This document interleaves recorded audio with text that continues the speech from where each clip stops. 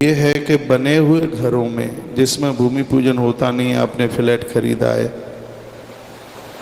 या आपने बना बनाया मकान ही लिया है, उसमें आपने भूमि पूजन तो किया नहीं है, अथवा आपके मकान बन गए हैं, पहले ऐसी कोई जानकारी नहीं थी, अब जैसा बना है वैसा बन ही गया है, तो उसमें कहीं किसी भी प्रकार का कोई दोष है तो उस दोष के निपटारे के लिए हमें क्या उपाय करना चाहिए, आइए ये चर्चा करते हैं। तो मैं आप सबको निवेदन करूंगा, आप लिस्ट बना सकें तो आप लिख सकते हैं। इतनी चीज़ों का मिश्रण करके तांबे के लोटे में ये सब चीज़ें डालकर यदि इस जल का छिड़काव आप अपने घर में करते हैं तो हमारे वास्तु ग्रंथ कहते हैं कि घर में किसी भी प्रकार का दोष रह ही नहीं सकता। और यह आप हर महीने की प्रदोष वाली तिथि को, त्रयोदशी को, ये आप हर महीने कर सकते हैं। 2 महीने बाद कर सकते हैं, 3 महीने बाद कर सकते हैं, 6 महीने बाद कर सकते हैं, लेकिन यह तो सब कीजिए। ये तो आप अपनी दुकान में भी कीजिए, मकान में भी कीजिए। किसी का जादू टोना टोटका अलाय बलाय आपके भवन पर, आपकी दुकान पर, आपके कारोबार में किसी भी प्रकार का किसी का ये कुप्रभाव जमी ही नहीं पाएगा, चलेगा ही नहीं। तो उसके लिए मैं आपको एक 27 चीज़ें लिखा रहा हूँ और ये तो आप सब लिख लें, आपके काम की होंगी और कहीं आपको सुनने को मिलेंगी नहीं, कहीं तोड़ा ताड़ी की आपको कोई ज़रूरत नहीं पड़ेगी। जहाँ जैसे आपने बना दिया है ये 27 चीज़ों को आप रक्त वस्त्र में बांधकर मकान में जहाँ रख दोगे तो ये बहुत ज़्यादा शुभता घर को देगा। या इसको तांबे के लोटे में पानी में ये सब चीज़ें भर के घर में इसका छिड़काव किया जाए तो भी घर में इसकी समृद्धि होगी। सबसे पहले 27 चीज़ें मैं आपको बता रहा हूँ, तो उसमें आप सबसे पहले लिखें सप्तमृतिका, यानी 7 जगह की माटी। सप्तमृतिका 7 जगह की माटी। 7 जगह की माटी कहाँ कहाँ की है? घोड़े के पामों की, घुड़शाला की, गैया के पाम के नीचे की माटी, हाथी के पाम के नीचे की माटी, चौराहे की माटी, बामी जिसे बोलते हैं उसकी भी माटी, पीपल के वृक्ष के नीचे की माटी और नदियों की माटी। ये 7 तरह की ये माटी लीजिए, थोड़ी थोड़ी ले लीजिएगा, सप्तमृतिका, ठीक है। उसके बाद में लीजिए आप गोमय। गोमय कहते हैं गौ माता के गोबर का रस, थोड़ा सा आप निकाल लीजिए। पहली बार आपके बीच में बोल रहा हूँ और आपको बहुत अच्छा लगेगा, ठीक है। अभी तक तो हम नए भवन बनाने की आपसे चर्चा कर रहे थे, उसमें ये पूजा कर लो, ये कर लो, ये कर लो, तो सब दोष खत्म हो जाएगा, कुछ रहेगा ही नहीं। लेकिन जो पहले से बन गया है उसको थोड़ा ताड़ी ना करना पड़े और वो सब ठीक ठाक हो जाए, तो आज ये उसके उपाय की चर्चा कर रहे हैं। ये आप सुन लीजिए, सुन क्या लीजिए, लिख लीजिए। तो सबसे पहले 7 जगह की माटी आपको मैंने निवेदन की है। घोड़ा के पाम के नीचे की, गौ माता के पाम के नीचे की, हाथी के पाम के नीचे की, चौराहे की मिट्टी, बामी जहाँ वो दीमक जैसी वो माटी होती है उसे बामी बोलते हैं, पीपल के जड़ों की माटी और नदी के मध्य की माटी। इसका ये छिड़काव करना है पूरे घर में, जो ये मैं चीज़ें बता रहा हूँ। और इसको आप एक रक्त वस्त्र में बांध के भी रख सकते हैं। उसको दिवाली पर और मकर संक्रांति को 1 साल में 2 बार उसको चेंज कर दीजिए, ये और ज़्यादा बढ़िया होगा। ये करके देख लीजिए। तो 7 जगह की माटी है और एक है गोमय, गैया के गोबर का रस। ये मैं आपको वह बता रहा हूँ जिसको एक लोटे में, पीतल के लोटे, वो तांबे के लोटे में ये सब इकट्ठा करके और आप उसके छींटे लगा सकते हैं और इसको बांध के भी रख सकते हैं। दोनों बातें।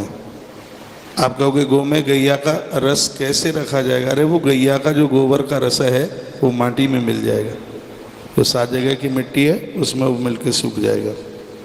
तो सबसे पहले 7 जगह की मिट्टी एक में गिनती होगी। जो मैं 27 चीज़ें बता रहा हूँ उसमें 7 जगह की माटी है, उसकी गिनती 1 में होगी। दूसरा है गोमय, गौ माता के गोबर का रस। तीसरा है घी, गौ माता का ही थोड़ा सा घी लीजिए। और आगे का सूत्र मैं आपको निवेदन कर रहा हूँ, जिसका नाम है कोसा, जैसे डाब बोलते हैं। घर के दोषों को समाप्त करने के लिए बहुत अद्भुत चीज़ है। और अगली चीज़ है सर्वौषधि। सर्वौषधि में क्या क्या आता है? हल्दी आती है, सर्वौषधि में हल्दी आती है, साबुत वाली हल्दी आती है, और पीली सरसों आती है। इसमें नागर मोथा आता है, आप लिख ही रहे हैं। सर्वौषधि में नागर मोथा, साबुत हल्दी और पीली सरसों। हाँ, वो पीली आती है ना, पकी हल्दी आती है, गांठ आती है हल्दी की। तो ये चीज़ ले लीजिए। उसके बाद लीजिए गंधोदक। गंधोदक कहते हैं, थोड़ा सा पानी लीजिए और उसमें गंध मिला लीजिए, गंधोदक। फिर वो जो आपने मिट्टी वगैरह इकट्ठी की है उसमें डाल लीजिए। उसके बाद में यवोदक। यवोदक कहते हैं जौ का पानी, यवोदक। थोड़ी सी जौ पानी के सहित।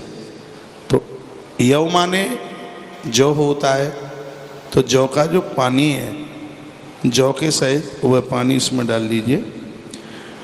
उसके बाद में है मधु शहद, उसी मिट्टी में थोड़ा सा मिला लीजिए।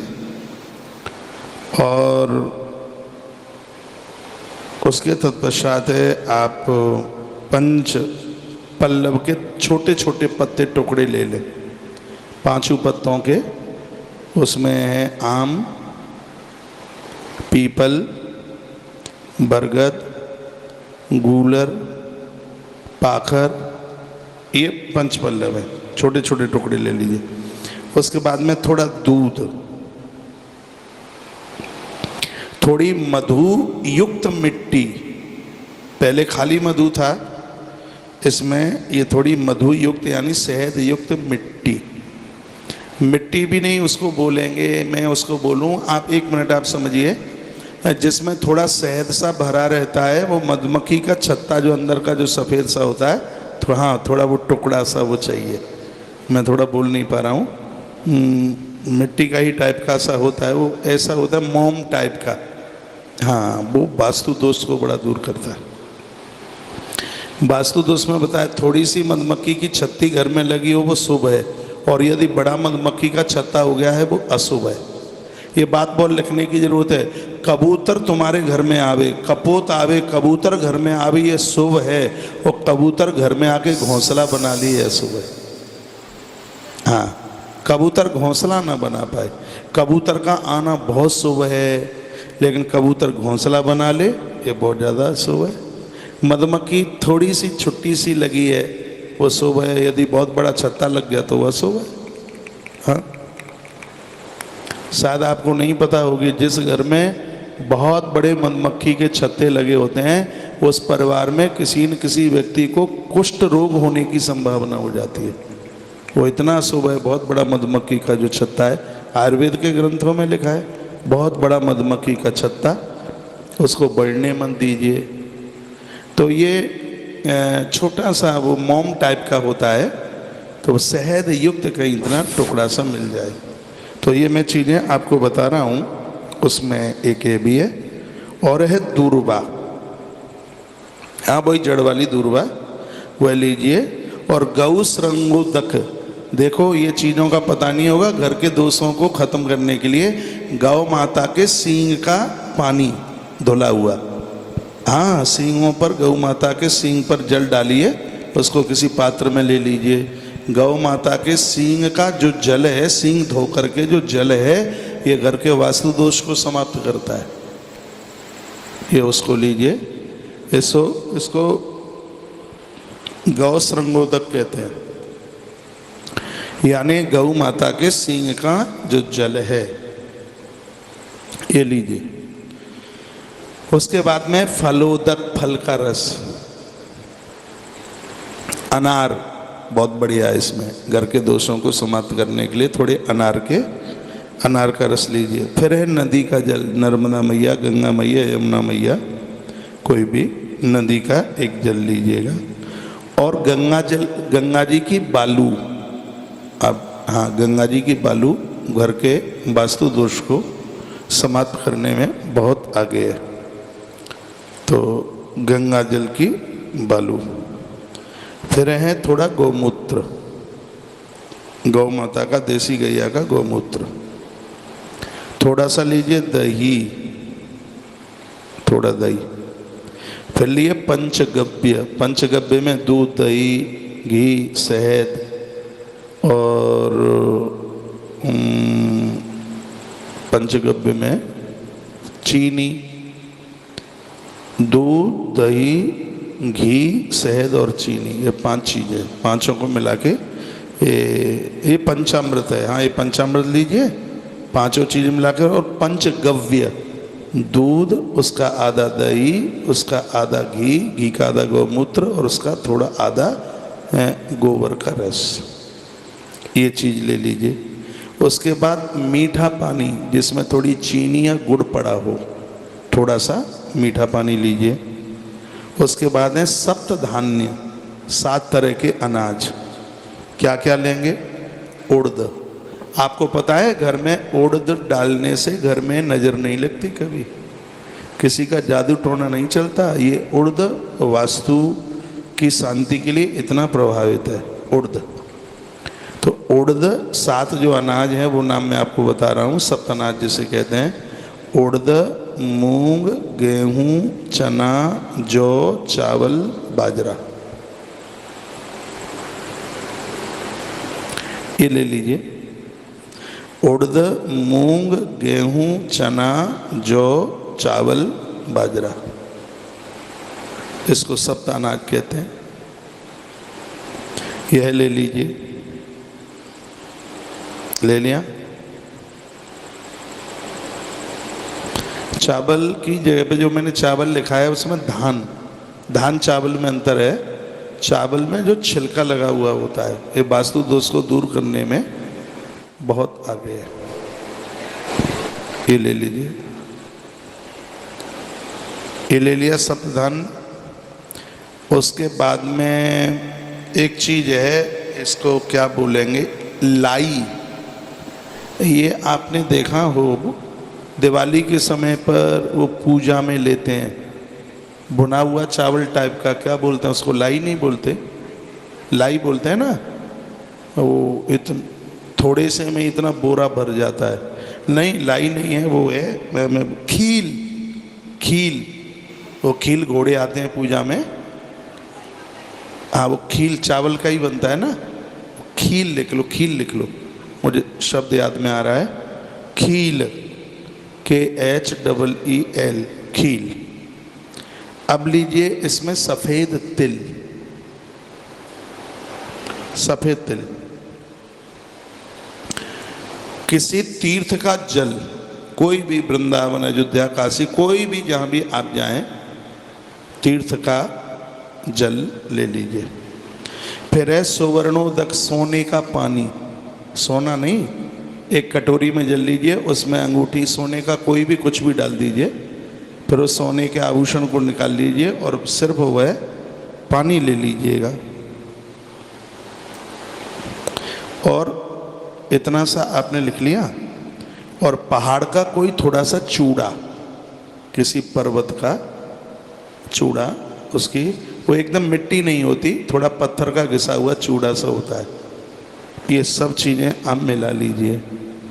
या तो इसको पोटली में बांध करके कहीं आप घर में ही ऐसी जगह साल में 2 बार बदल दीजिएगा।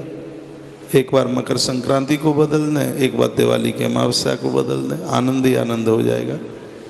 कपड़े में रक्त कपड़ा ले लीजिए, लाल कपड़ा ले लें और इसको कुछ समय के लिए हर त्रयोदशी को, जिसको प्रदोष की तिथि बोलते हैं, हाँ, उसको एक लोटे में, तांबे के लोटे में सब रख के आम के पत्ते से ऐसे छींटे लगा दीजिए पूरे घर में, कोई अलाय बलाय नहीं रहेगी। और एक बात और मैं आपको निवेदन कर रहा हूँ, अपने पूजा के घर में मोर पंख रखिए। जिस घर में मोर पंख होता है उस घर में भी वास्तु दोष नहीं रहता। ये मैं इतनी सी बातें इसलिए बता रहा हूँ, लोग तोड़ा फोड़ी में लगे हो, इतना तोड़ा फोड़ी करते हैं। वास्तु शास्त्रियों ने पता नहीं क्या क्या बता दिया है, है। तो ये मोर पंख है। और आप जानते हैं जब भगवान बैठाया जाता है सिंहासन, वहाँ झाड़ू नहीं लगाया जाता, वहाँ मोर पंख से ही साफ किया जाता है। मोर पंख का एक झाड़ू टाइप का बनता है, उसमें बहुत होते हैं, इतने से तो होते ही हैं उसमें मोर पंख, फिर उस झाड़ू टाइप से उसको यूं ऐसे यूं साफ करते हैं। एक बात और निवेदन करूँगा, जो आपने अपने मंदिर में जो मोर पंख रखा है ना, कभी आपने खाटू श्याम देखा हो, कभी आपके बच्चे स्कूल जाते हैं तो उस मोर पंख से उनको थोड़ा ऐसे यूं करके सिर पर उसको लगा के बच्चे स्वस्थ होंगे, कहीं कोई दिक्कत नहीं होगी, मानसिक विकार नहीं आएगा, पढ़ाई लिखाई में उनका अद्भुत मन लगेगा।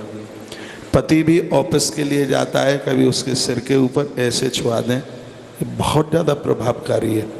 ग्रंथ में इसका बहुत ज़्यादा वर्णन है। तो ये आज ये इतनी सी चीज़ें आपके जो बीच में रखी गई हैं, वास्तुशास्त्र में